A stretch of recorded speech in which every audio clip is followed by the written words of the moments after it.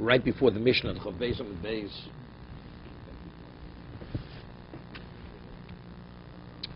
Gemara had said, Rabbi Yochanan ben Zakkai, Hoyodorish es hamikra hazeh kimin chomer.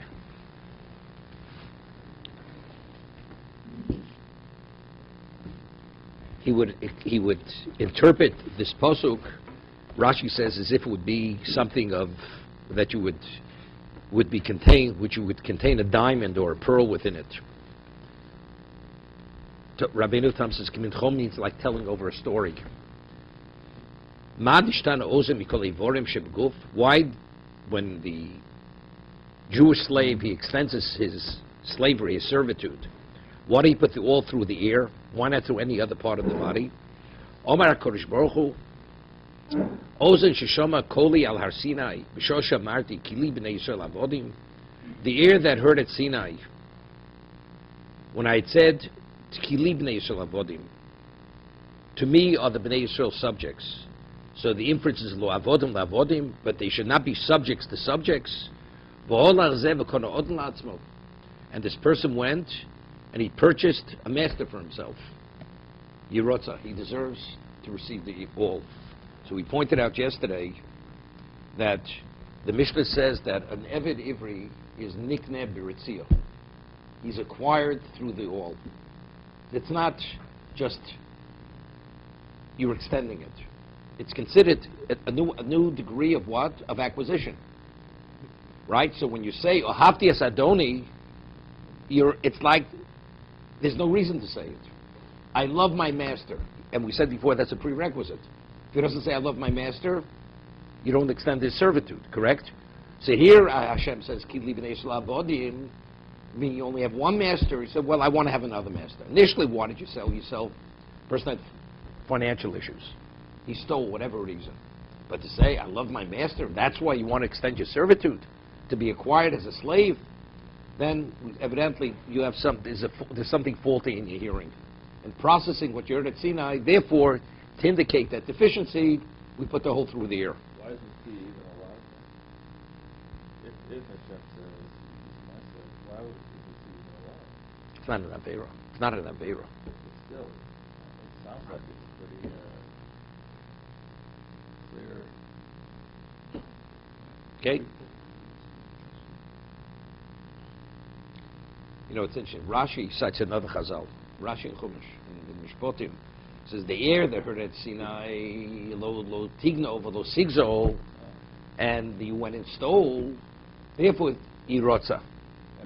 Wait, no, this, the way the Gemara is saying, it's not proper, because we asked the question, he should receive the all immediately. Right. The answer is no. Originally, he was not because he wanted a master. It was the circumstance. But if you say that the ozen shoma lo sigzo, so you stole immediately. So why do you wait only after 6 years? Only then we put the all through there. We should put it through immediately, right? And both we'll see in a moment.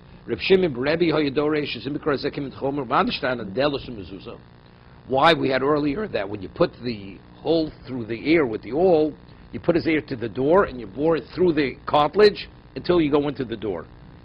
Why the door in the mezuzah? Mikol kelim shebebayis. Why specifically this? Amar Kodesh Bodel some mezuzah show you edim b'Mitzrayim. The door and the doorpost, which were witnesses in Mitzrayim, show shepasachti alav mashkov. Bal shtei mezuzahs, when I skipped over the lintel and the two doorposts. V'marti ki li b'nei Yisrael avodim v'la'avodim la'avodim, and I said b'nei Yisrael my subjects, and not subjects of subjects. V'otzeisim mi'avdos l'cheirus, and I took him from slavery to freedom. When this person goes now, acquires a master for himself, therefore, his ear should be pierced in their presence. It's interesting. There's a famous Sefarno. Sefarno explains, Makas Bechoros. Every Bechor was subject to it says, Lo yitin hamashchis. There were two things. It says, Ani v'lo soraf ani, right? Hashem himself killed the Bechorim. Now, what about the Bechori Yisrael? Right? The firstborn of the Jews. What was the concern? They weren't permitted to go outside the houses. Lo yitin hamashchis. there was questioning the Malcham Avos. The angel of death would take them. So why didn't the angel of death take them? Even though Hashem, of course, wouldn't take them, but the Malcham Avos should take them. The answer is leaving Israel avodim, because we learned the Mishnah in Sanhedrin. If you have an Irani Dachas, the majority of the community serves idolatry. What does the Torah say? The city has to be destroyed. Everything has to be destroyed. What about if you had animals that were consecrated, right? Do you destroy those animals? So Gemara says, shloloch, it spoils, but not shlal shamayim. But if it was consecrated, it's not affected. What? Mezuzah is for a different reason. Mezuzah is a different reason. Lo sasakein l'Hashem Elokechem. It's a love. Okay, but it's because it's shlolam v'lo shlal shamayim.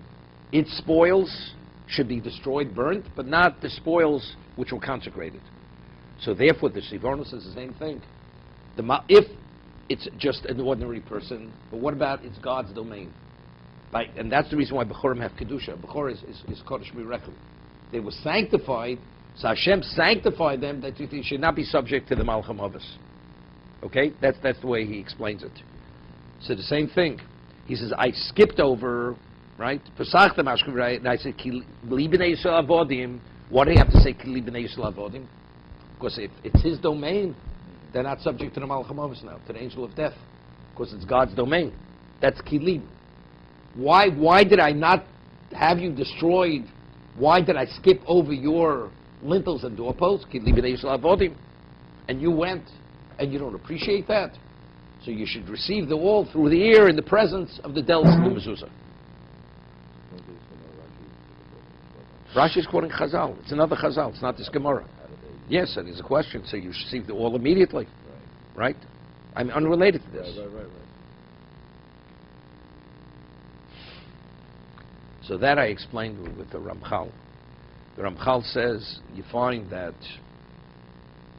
we find cycles of 6 and then 7. 6 days Chol, 1 day Kodesh. 6 years you work the field. The 7th year Shemitah fallow. It's always cycle 6, 7. He says why?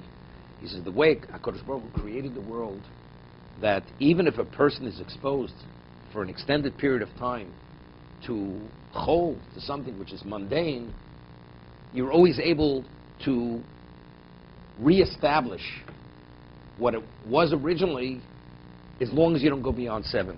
So the 7 is like a re-sanctification. It's a reinvigorating. It's an invigorating experience on 7, but if you go beyond the 7, you're at a point of no return. If you allow yourself to go beyond 6, to be exposed to the mundane for 7, then 8 is already, you don't come back any longer. It remains, you're permanently handicapped. So therefore it's always 6 and 7. That's the Ramchal. So I'm saying, person steals, okay, made a mistake. So good. So you're sold into a slave, as a slave. Now you're treated like a chattel.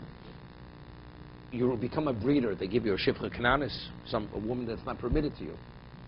So you'd say, after 6 years, you come to your senses. You'd say a person made a mistake. As it says, nichtas baruch shtus. What is a person's sin?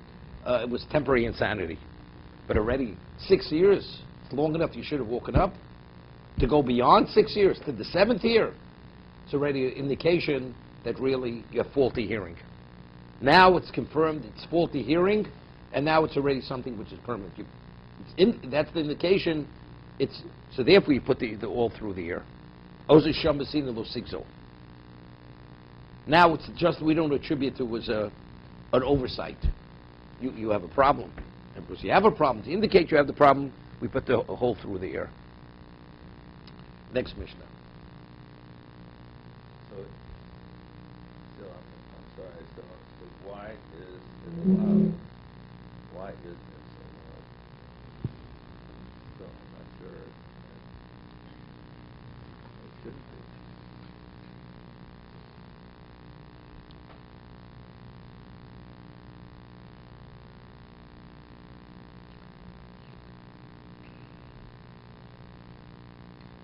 Ask a similar question. Why would you similar concept. No, king is different. Look at the way Shmuel reacted. No, so good. So the Gemara discusses this. Well, the Gemara discusses it. The question is, why did you want a king? There's a mitzvah to have a king, right? You wanted to be like other nations. To have a king, a human being needs, God needs a representative. We relate to someone who's real, tangible. That's a human being relates and responds to something when we enforce something. A king has a certain representation.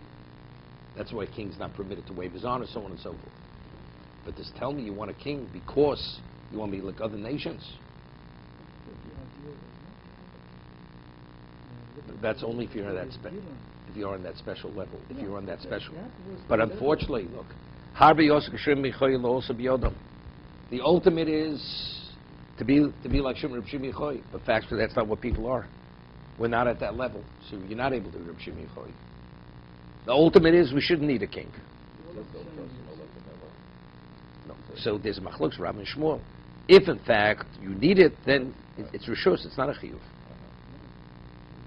Right? But the one opinion is no. That's the argument. It was the problem with the motive? Was that the fault? But you had to appoint the king, but it was the motive? Was the wrong motive? Or no? It's optional. It's only if you need it. But the question is, why do you need it? If you understand who God is, you don't need a king. You don't need a mortal king. Okay, that's the machlokes Rav and Shmuel and Sanhedrin. Okay.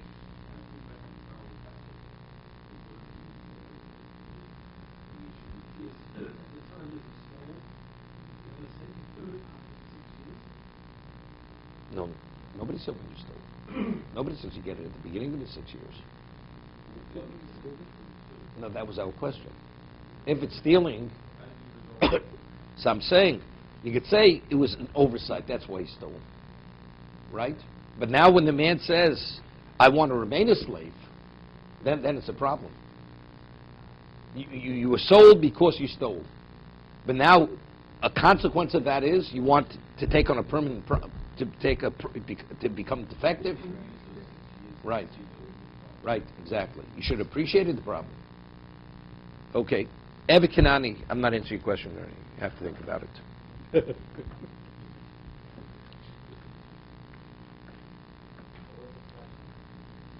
If it's something which is disrespectful and inappropriate, why does the Torah allow it? The Torah says we're not allowing it. So what's the remedy? If the person says, happy said that, so what? Said it doesn't make a difference. A person says, I want to eat not kosher. Do you let him eat not kosher? You don't allow him to eat not kosher.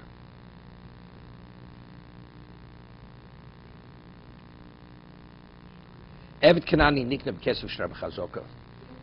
Now, what is an Evet Kanani? Rashi himself, there's an important Rashi. He says, why every Gentile who undergoes the process of Mila and Tefillah, an Evet Kanani can become an Evet Kanani. If it's a male, he needs Mila and Tefillah, circumcision and immersed in the mikvah in the presence of a bezdin.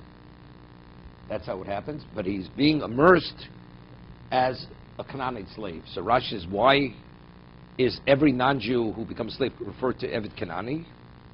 So Rashi says, right in the beginning of the Gemara, every non-Jew, when he's sold as a slave, he's like a Kanani.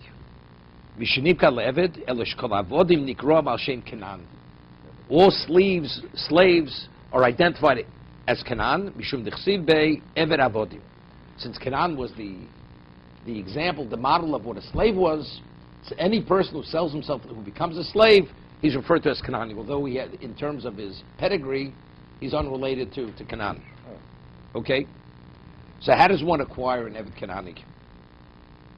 Nikne b'kesef shtar b'chazoka. Evet Kanani is not an indentured servant. I mean, to become an Evet Kanani, only a Jew. But let's say now a non-Jew purchases an Evet Kanani from a Jew, correct? I mean, he's still an Evet Kanani. His status hasn't changed. Only when he goes free. When he goes free, he hasn't been freed. So Evet Kanani nikne b'kesef shtar b'chazoka. We'll see why. Now, if you purchase a piece of property, fixed property, what's the act of acquisition? What's the act of transfer? Kesef shtar b'chazoka. If you give value, a document, a deed, or chazaka. You take physical possession. The Gemara says Rafik Bapurta, the Gemara says Basra. You go and you dig on the property. You change the lock. You put a fence around the property. Right? That's demonstrating ownership. Because an owner, that's the way an owner acts. That's an act of chazaka. Chazaka means taking possession. So an Evet Kanani also could be acquired through Keseh Shtar Chazaka.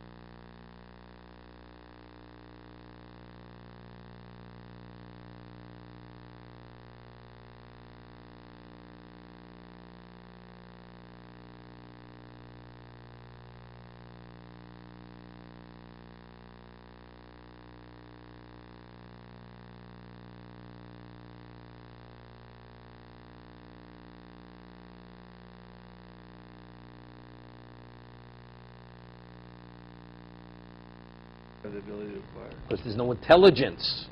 Could an animal acquire? An animal has no intelligence. Okay, so then don't consider it chattel then. It's something What is else. chattel's a possession? Chattel means possession. Exactly. Yeah, but it's a possession that has intelligence.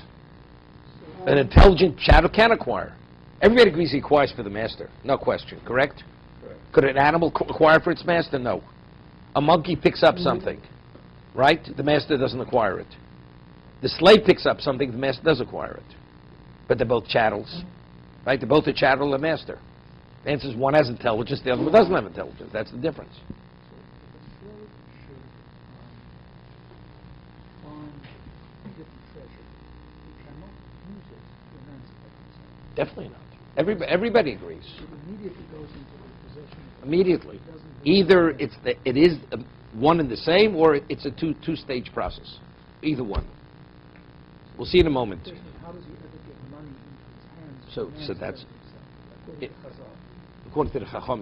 Yeah, because of If somebody gives him a gift on the condition where the master has no permission to utilize that gift, so then the second stage transfer cannot take place. So the money never got into the hands of the master. Correct.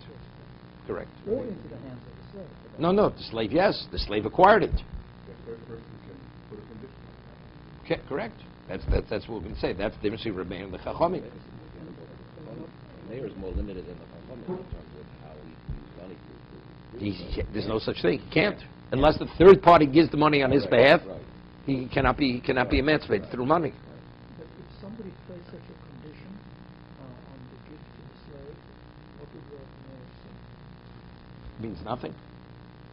It's like I put something in your hand, I say, it's on the condition you cannot use it. Except it's on condition I can't use it, so you gave me nothing. Right? If the hand of the slave is the equivalent of the hand of the master, so you've given me nothing. It's like telling me I have no right to use it. That's Rameh, but come say no. Couldn't the mayor say, all the master has to do is to say, I release you, and then the money becomes his? No, but it's through the receiving of the money. He has to receive the money. Which money did he receive? To say that the hand of the slave is the hand of the master. So he acquires it immediately. No. So I go to the master and I say to the master, I'm putting this money in your hand and it can be yours on the condition. So that's what he, that you not release the on the slave. condition, I understand. That's the same idea. Same idea. So if I do the same with the slave, why doesn't that work? Because the slave's hand is the master's hand. If it works by putting the money directly in the hand of the master. I mean, he says, it's like giving the money directly to the master. it. Yes, buying it. So it's the Not same just thing. going up and I mean, putting that's basically what we discussed. It's like you would say to the slave, I want you just to deliver the money to your master, and when you give the master the money, it is the equivalent of me giving the money. Then I will release the money into his domain. Let's see, he would say that. The slave is just delivering the money. Right? He definitely, even Rameh would agree. Right? I understand that, but does the man who's the giver have to go through that whole protocol? If we're saying that the hand of the slave is the hand of the master, and he simply puts it in the hand of the slave, and he says, this is going to be for your release upon acceptance of this money by the master. Maybe. But that's not what he's doing. He's not saying that. He's giving it to the slave, that the slave should redeem himself. It's the slave's money to redeem himself. He's not putting a condition. Right. But if he were to put a condition. Seemingly it would be the same. Agree. Right. Okay, now the Gemara is going to discuss how do we know that the slave is the equivalent of fixed property? Because fixed property, karka, can be transferred through keser shtar chazaka. A slave is immovable, correct? Minolan, d'chsiv v'snachaltem osem levnechem achreichem, l'reshes achuza. You will inherit the slave to your children after you to inherit the portion. What does that mean? The Torah speaks about stei achuza. When Eretz Yisrael was divided among the various shvatim, the families, so we spoke earlier about stei achuza, the family heirloom real estate, it's passed on from generation to generation. Identically, the slave that was owned by the father is inherited to the children, to the heirs, as the property is inherited to the heirs. Hikishna kos l'stei achuza. The Torah associates the Canaanite slave with the stei achuza. Ma stei achuza nikne b'kesef shtar b'chazoko. Af eved Kanani nikne kesef shtar b'chazoko. Because we're equating the slave, although he's immovable, to the fixed property. Ima stei achuza chozeres lebalim b'yovel. If you sell a stei achuza, what happens when Yovel comes? It returns to the original seller. Af eved Kanani chozer lebalim b'yovel. Okay? He should return to the owner on Yovel. That's a question. No, it's a question. We'll see. We'll discuss this. There's no question. If a person owns a slave and he sells a slave, it's like you get it back in Yovel, returns. Talmud Lomar, Talmud Olam Em Tavodu. That you're a slave forever. So evidently, what is it asking? It seems to be a person who sells himself into slavery as an Evet Kanani. As an Evet Kanani, correct? And he's acquired he receives money. He's acquired. So when Yovel comes, just as the property reverts back to the original owner, is the Gemara asking, the slave should revert back to freedom. He should revert back to himself. And that's the Gemara answer, L'olam em tavodu. You're a slave forever. Once you're a slave, you're in a fixed position. Didn't we learn that Olam meant Yovel? No, good, so we'll see. We'll see in a moment. No, over here it does. Superfluous is the same thing. That's what he says. Olam is literally Olam Hamash. Okay? There's no such thing as automatic emancipation of the slave. No. This kind of stuff.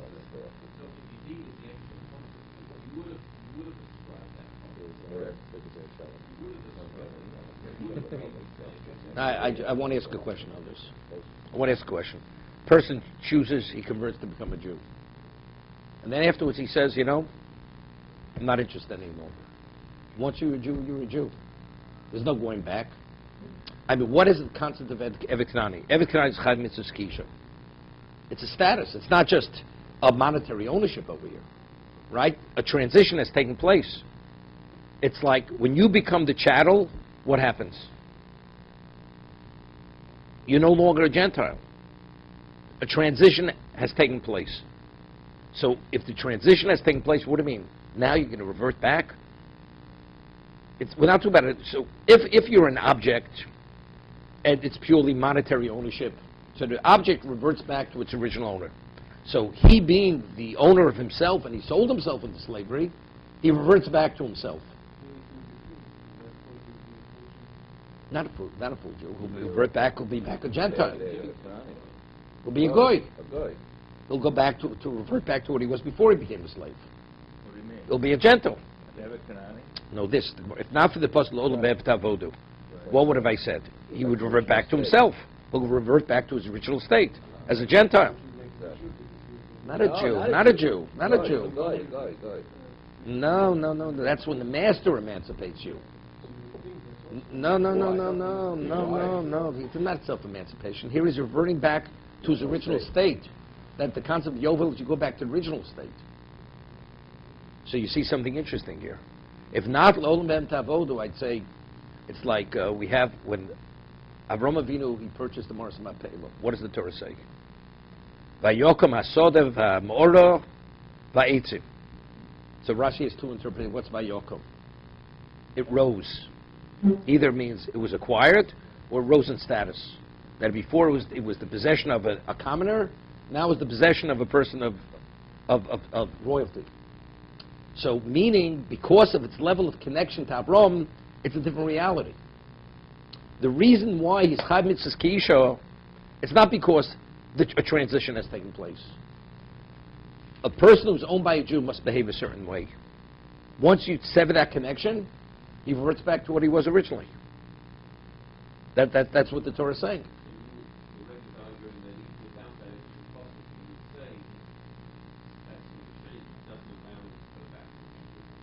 No, without L'olam Em Tavodu, no. Without L'olam Em Tavodu, I would say that's what it is. That's only because of that connection. It's a temporary connection. Once you temporarily connect, you have to behave a certain way. Once that connection's severed, then you become yourself again. Because I'll tell you the difficulty with this. Everybody agrees that during the 49-year process, let's say the master would give him a get shikra, rid of emancipation. Would he become a Jew, or does he revert back to a Gentile? He's a Jew. But how does he become a Jew if the only basis why you have relevance to that is because my connection? But if I don't own you forever because Yovel, you're going to become a Gentile, how is the emancipation, how does that bring about, create the transaction to become a Jew? The owner released it, so therefore the owner has to No, but connect again, but it's limited over here. Yovel itself is what? Yovel, after 49 years, you revert back to yourself, you become a Gentile. But if I emancipate you during the 49-year period, now you're stuck as a Jew forever. Why? But it was only it was only as a result of my connection to you. And that was only till 49 years. Right? So how do we reconcile the two things? The day that the Canaanite slave becomes slave to a Jew, he is a Jew that Canaanite slave. He's not a Jew. Is he chayav misa if he violates the Shabbos? Yes. He's a Jew. Well, but not a Jew, no, because he's like a woman.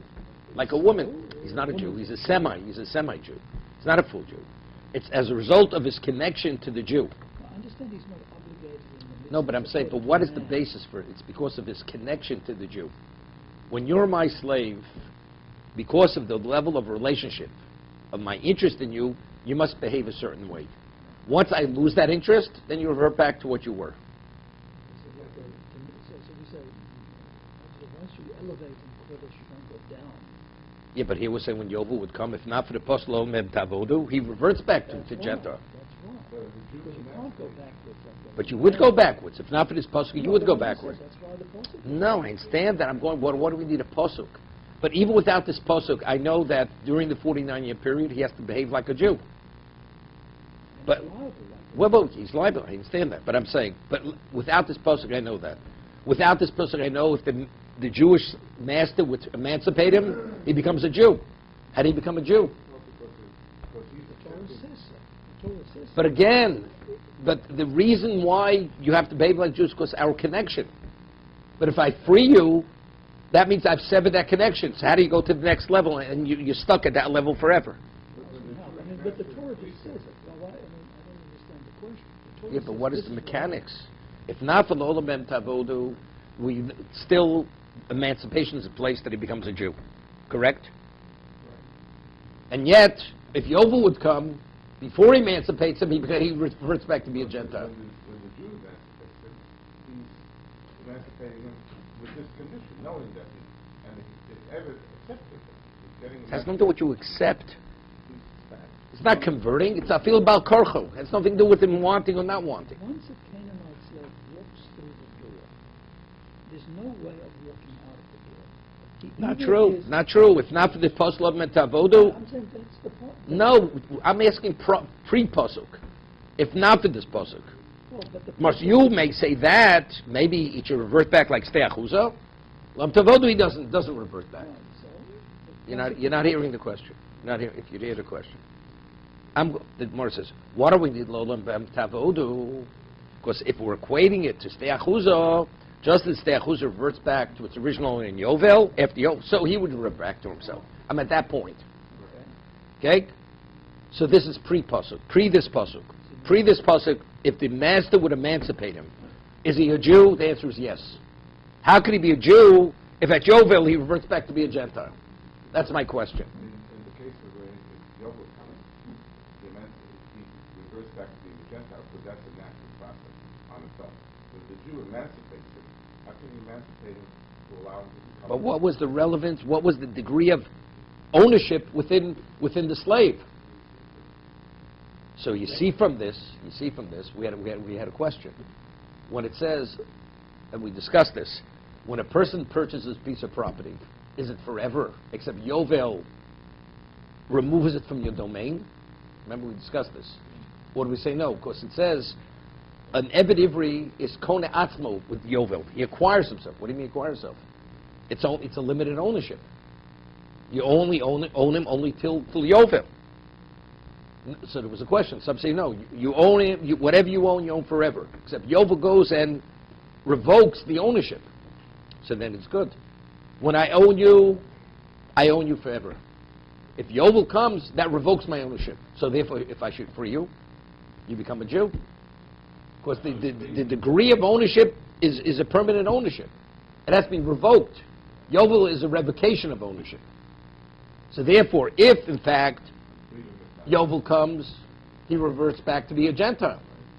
But if I should free you, and that means I preempt Yovel. Preempting Yovel, so you remain a Jew forever. So therefore, Salom Tavodu know that Yovel has no relevance to the revocation of this ownership. To be continued.